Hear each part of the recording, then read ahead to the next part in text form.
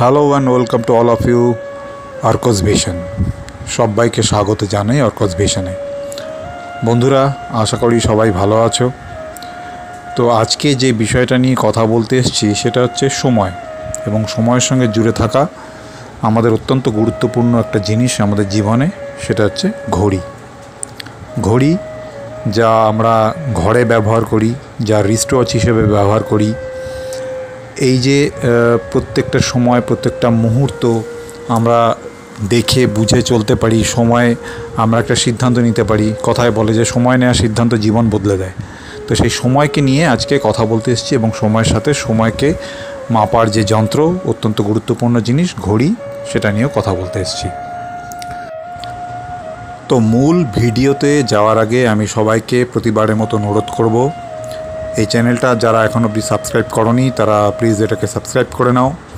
Bell নোটিফিকেশানটাকে on করে রেখে দাও, অল বাটনটা লাইক করো এবং শেয়ার করো। বেল নোটিফিকেশান যদি অল বাটন অন করে রাখো, যখনই আমি নতুন কোনো ভিডিও দেবো, নতুন কোনো টিপস দেবো, সেটা সবাই সঙ্গে সঙ্গে জানতে পারবে, তাদের কাছে পৌঁছে যাবে। তো চলো শুরু করা যাক মূল ভিডিওটা। দেখো, আমাদের জীবনটা নানা ওঠাপড়ার মধ্য দিয়ে চলে। তো সময় কখনো আমাদের সাথে থাকে, কখনো সাথে থাকে না। তাই আমরা কখনো বলি সময় ভালো যাচ্ছে, কখনো বলি সময় ভালো যাচ্ছে না।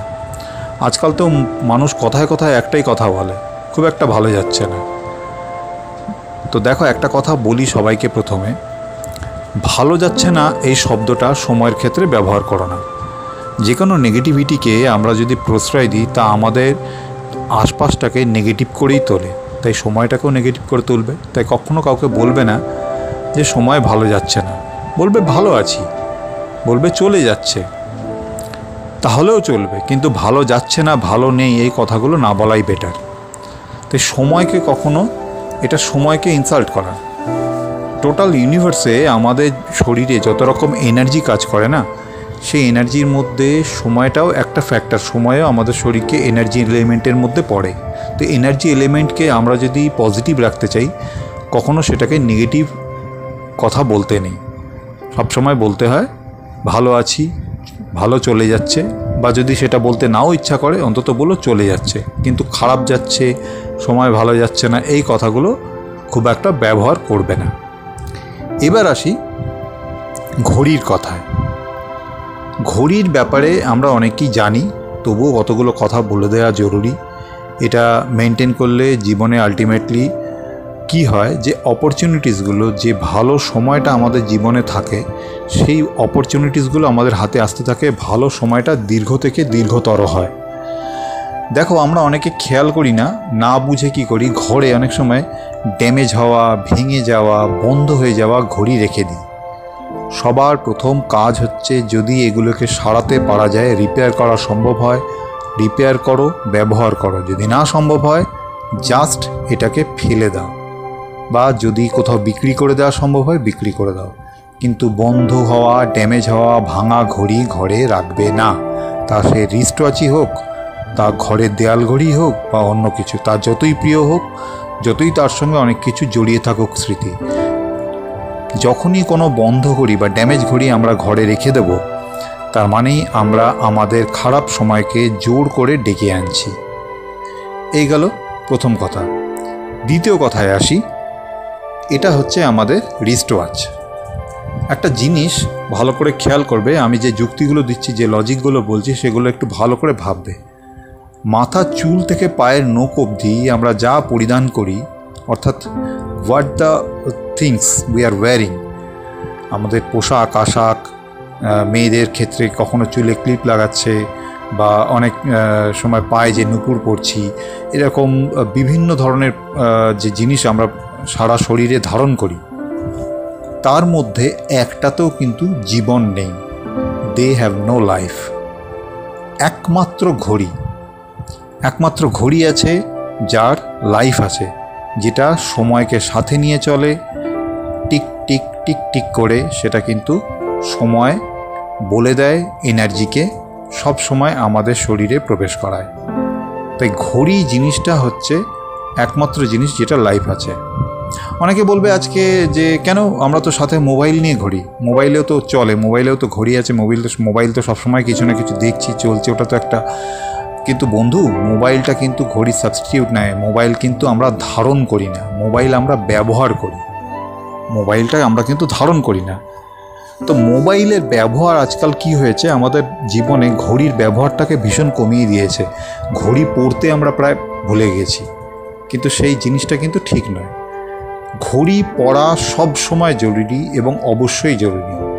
আর একটা জিনিস ঘড়ি পরার সময় এটা খেয়াল রাখতে হবে, ঘড়ির ব্যান্ড বা স্ট্র্যাপ কখনোই যেন চামড়ার অথবা রাবারের না হয়। চামড়ার অথবা রাবারের ঘড়ি স্ট্র্যাপ সব সময় অ্যাভয়েড করা ভালো। এবার প্রশ্ন আসতেই পারে যে চামড়ার স্ট্র্যাপ বা রাবারের স্ট্র্যাপ আমরা কেন ব্যবহার করব না। আসলে জিনিসটা হচ্ছে কি, যে এগুলো হচ্ছে ইনসুলেটর। চামড়া বা রাবারের স্ট্র্যাপ হচ্ছে ইনসুলেটর। ফলে ঘড়ি তোমার শরীরে যে এনার্জিটা দিচ্ছে, যে পজিটিভ এনার্জিটাকে টেনে আনছে, যেটা তোমার শরীরে প্রবেশ করাচ্ছে, এই চামড়া বা রাবারের স্ট্র্যাপ হলে সেই ইনসুলেটরটা কাজ করে কি করছে, ওটাকে নিউট্রালাইজ করে দিচ্ছে, অর্থাৎ এনার্জিটা তোমার শরীরে যাচ্ছে না, ওটা জিরো হয়ে যাচ্ছে। তাই চামড়ার বা রাবারের স্ট্র্যাপ ব্যবহার না করাই ভালো।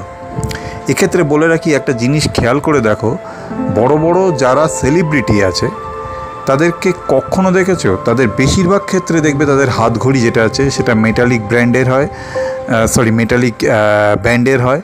যা ব্র্যান্ডেড, তো ডেফিনেটলি তারা ব্র্যান্ডেড দামি দামি ভালো ভালো ঘড়ি পরে, এবং এটাও জেনে রাখবে তারা ঘড়ি পরার ক্ষেত্রেও অ্যাস্ট্রোলজারের পরামর্শ নিয়ে, নিউমোরোলজিস্টের পরামর্শ নিয়ে তবে তারা সেই ঘড়িটা ব্যবহার করে। তো তারা কখনো দেখবে না, মানে আমি তোমাদেরকে একদম নিশ্চিত হয়ে বলতে পারি, যত দেশের সফল অভিনেতা অভিনেত্রী, রাজনীতিবিদ, ব্যবসায়ী এরা আছে, এরা কখনো চামড়া ব্র্যান্ডের ঘড়ি ব্যবহার করে না। এরা সব সময় মেটাল ব্র্যান্ডের ঘড়ি ব্যবহার করে। মাথায় রাখতে হবে যে যদি কারোর ডেট অফ বার্থে 6 না থাকে, অর্থাৎ 6 যদি কারোর ডেট অফ বার্থে নিউমারোলজি অনুযায়ী 6 যদি মিসিং থাকে, তাহলে ডেফিনেটলি সে পরবে গোল্ডেন কালারের ব্যান্ডের ঘড়ি।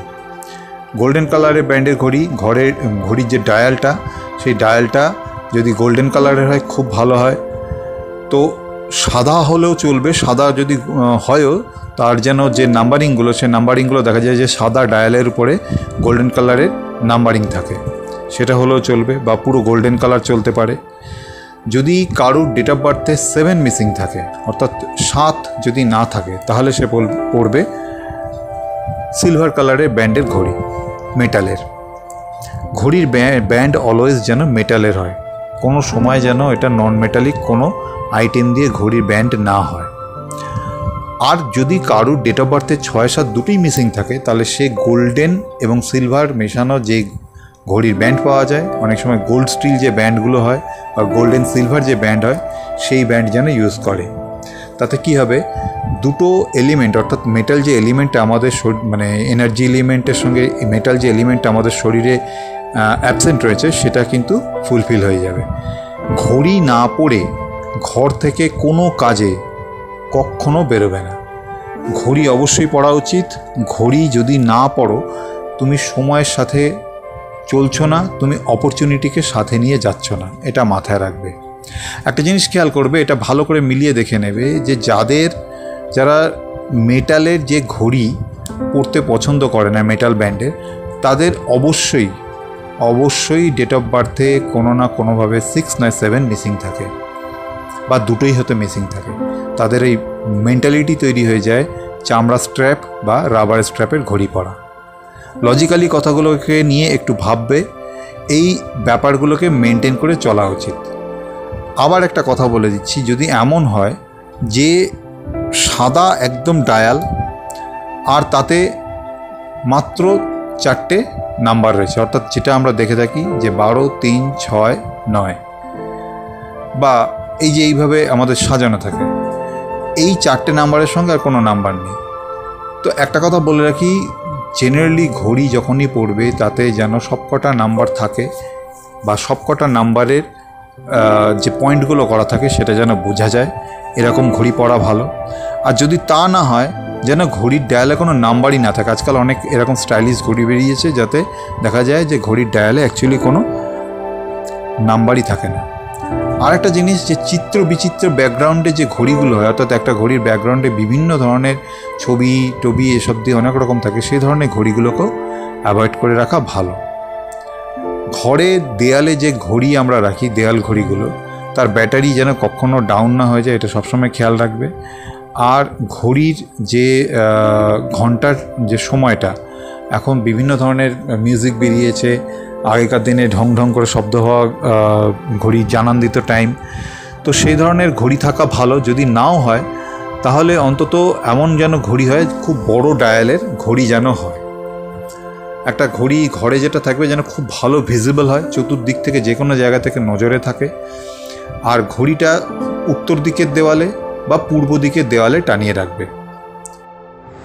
একটা কথা এই প্রসঙ্গে মাথায় রাখা ভালো, আমরা অনেক সময় করি কি, আমাদের খুব প্রিয়জন কেউ মারা গেলে সেই মৃত ব্যক্তির কোনো না কোনো প্রিয় জিনিস আমরা আঁকড়ে রেখে দিই তার স্মৃতি হিসাবে। প্রথম কথা হচ্ছে, প্রিয়জনের ব্যবহার করা কোনো জিনিস সে অর্থে না রাখাই ভালো। বাড়িতে দু একটা এমন কিছু জিনিস যেগুলোকে আমরা সরাসরি ব্যবহার করব না কোনোভাবে, এরকম এক একটা জিনিস রাখলেও রাখতে পারো, কিন্তু বেশিরভাগ জিনিস বিদায় করে দেওয়াই ভালো বা কাউকে দান করে দেওয়া ভালো। তার মধ্যে একটা হচ্ছে তার ব্যবহার করা ঘড়ি। তার ব্যবহার করা যদি ঘড়ি থাকে, সেটাও কাউকে দান করে দাও, দিয়ে দাও, কিন্তু সেটাকে ব্যবহার করো না। তাতে কি হবে, মৃত আত্মার যে ডেমনিক এনার্জিটা থেকে যায়।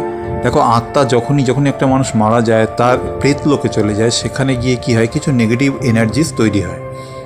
তো সেই নেগেটিভ এনার্জিসগুলো তার যে এলিমেন্টের মধ্যে, যে জিনিসের মধ্যে সে ছেড়ে চলে যায়, তার মধ্যে ঘড়ি হচ্ছে অন্যতম। তাই জন্য কোনো মৃত ব্যক্তির ঘড়ি সাথে না রাখাই ভালো, এবং এটাকে তার মারা যাওয়ার সঙ্গে সঙ্গে হয় কাউকে দান করে দাও, দিয়ে দাও, তা না হলে এটাকে বিক্রি করে দাও, কিন্তু কোনোভাবেই এটা তোমার সাথে রেখো না। এই বিষয়টা মাথায় রেখে চলো। তো ঘড়ি নিয়ে এই গেল কিছু কথা। এই টিপসগুলো ফলো করে দেখো। আমি গ্যারেন্টি দিয়ে বলছি যে এই টিপসগুলো ফলো করলে তোমাদের জীবনে যে অপরচুনিটিগুলো আটকে থাকছে, সেই অপরচুনিটিগুলো আসতে থাকবে। ভালো সময়কে তোমরা সাথে নিয়ে চলবে। ঘড়ি সবসময় বড় ডায়ালের রিস্টওয়াচ যেটাগুলো আমরা পড়ি, সেই বড় ডায়ালের রিস্টওয়াচ ব্যবহার করবে। ছেলে কিংবা মেয়ে নির্বিশেষে বড় ডায়ালের ঘড়ি ব্যবহার করবে, কারণ ছোটো ডায়ালের ঘড়ি যদি পড়ো, তোমার অপরচুনিটিসগুলোও খুব ছোট হয়ে যাবে বা খুব ছোট জায়গায় আটকে থাকবে। তাই বড় ডায়ালের বড় ঘড়ি পড়বে, যাতে সব কিছু সমানভাবে ভিজিবল হয়। তো বন্ধুরা, ঘড়ি নিয়ে এই ছিল কিছু বক্তব্য। যদি এর পরেও কারোর কিছু জানার থাকে, কমেন্ট সেকশনে অবশ্যই জানাবে যে ঘড়ি নিয়ে আর কারোর কোনো বক্তব্য আছে কিনা, কারোর কিছু জানার আছে কিনা। আমি আমার যথাসাধ্য উত্তর দেওয়ার চেষ্টা করব। আজ তবে এইটুকু থাক। সবাই ভালো থেকো, সুস্থ থেকো। ঈশ্বরের আশীর্বাদ আমাদের জীবনে থাকুক। রাধে রাধে।